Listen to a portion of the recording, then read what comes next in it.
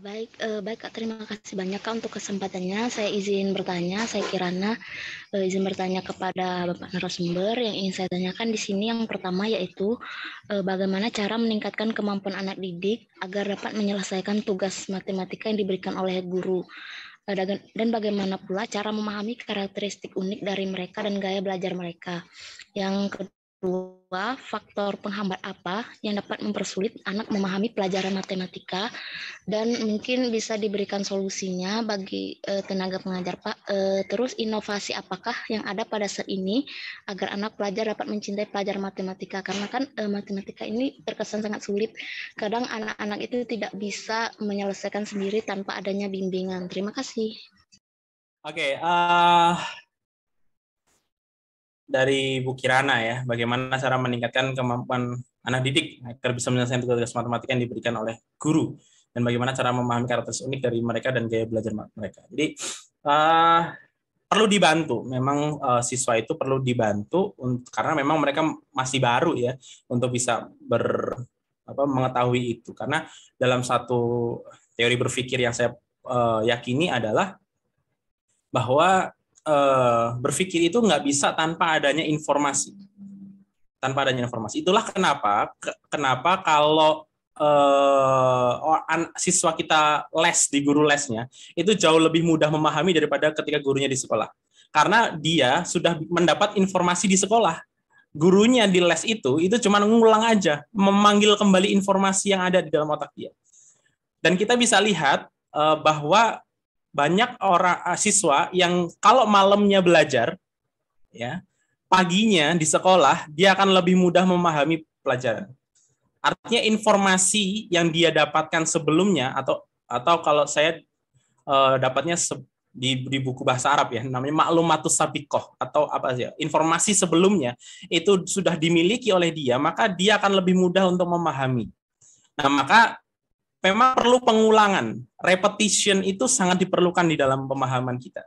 Jadi mengulang-ulang itu. Jadi sebagai guru memang kita harus sabar mengulang-ulang apa yang kemudian kita sampaikan.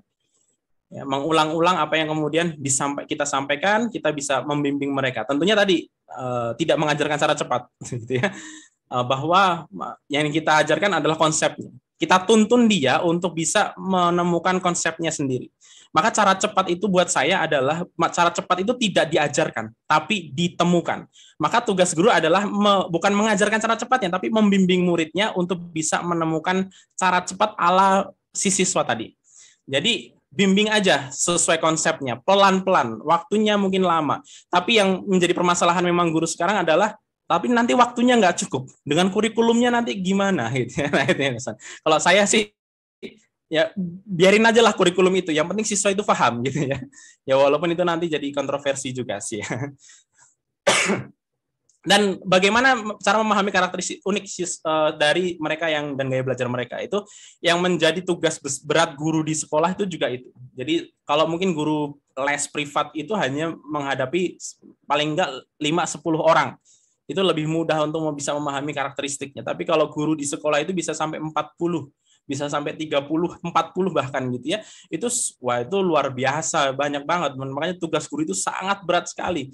Maka guru itu harusnya bukan pahlawan tanpa tanda jasa. Guru itu harus diberi tanda jasa yang besar gitu loh. Sehingga apa? Ya inilah, karena tugas guru itu berat, bisa memahami karakteristik siswa. Nah, saya sarankan kepada Bapak Ibu guru itu untuk mengulang lagi mata kuliah tentang psikologi pembelajaran. Karena di situ ternyata sangat-sangat penting untuk bisa kita pahami supaya nanti kita bisa memahami siswa itu dengan lebih baik lagi. Saya juga nggak setuju dengan guru yang kemudian mengatakan bahwa kan ada tuh siswa, saya itu dulu SD, itu termasuk siswa yang kalau di orang tua saya tuh ngambil rapot, laporan guru adalah Dika ini orangnya pinter. Ini bukan sombong ya, tapi emang gurunya bilang gitu, pinter. Kalau ngerjain tugas tuh cepat. Cuman masalahnya, kalau udah ngerjain tugas, dia itu gangguin temennya yang lain. Nah, itu jadi masalah. Jadi orang tua itu gitu. Jadi setelah ngerjain tugas itu sering gangguin siswanya yang lain. Dan banyak guru, dan alhamdulillahnya guru saya nggak bilang bahwa saya itu anak yang nakal. Kenapa? Karena sering gangguin muridnya yang lain.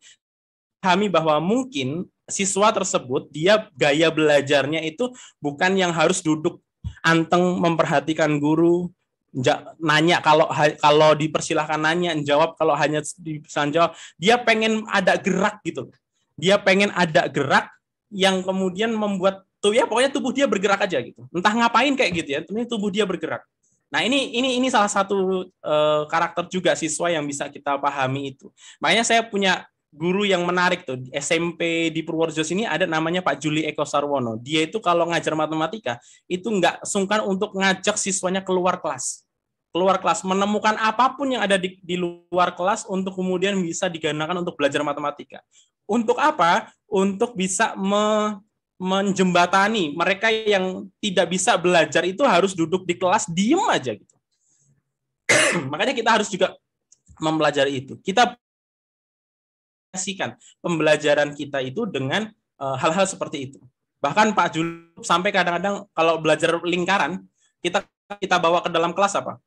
Jangka, ya kan. Kalau belajar lingkaran kita hampir semua guru itu pasti bawa jangka. Tapi Pak Juli Eko ini enggak. Dia datang ke kelas, dia bawa motor masuk ke dalam kelas. Belajar apa? Belajar lingkaran. Ada lingkarannya tuh di motor, ada roda. Oh, ini jari-jari tuh ini gitu ya. Walaupun kontroversi juga dulunya gitu ya, tapi beliau juga menjadi siswanya menjadi lebih paham gitu dengan apa yang kemudian beliau lakukan. Jadi kita memang perlu menggunakan cara-cara yang bisa mengakomodir semua siswa. Karena ya itu tadi ya, banyak banget sih siswa kita satu kelas 30 ya, jadi kita bisa mencoba cara-cara itu. Terus faktor penghambat yang mempersulit anak mempelajari matematika dan tadi sudah disampaikan sama Pak Hanif ya, itu semua juga sangat penting untuk diperhatikan. Jadi interaksi guru dengan siswa itu juga penting. Membuat suasana kelas itu menjadi menyenangkan itu juga sangat penting.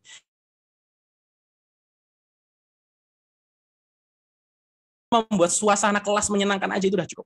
Contoh yang sering saya sampaikan adalah apa yang saya alami ketika SMK. Saya dulu sekolah di SMK. Kita tahu SMK itu dari kelas 1 sampai kelas 3 semuanya sekelas terus. Dan kita bisa lihat perkembangan teman kita kan. Siapa yang semakin pinter, siapa yang semakin biasa aja gitu ya.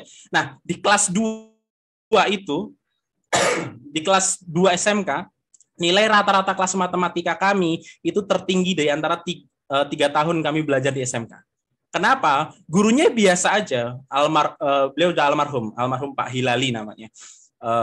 Ini saya sering ceritakan kisah beliau ini supaya nanti bisa jadi inspirasi teman-teman guru untuk ngajar. Siapa tahu bisa jadi pahala buat beliau juga. Jadi beliau itu datang ke kelas ya biasa aja.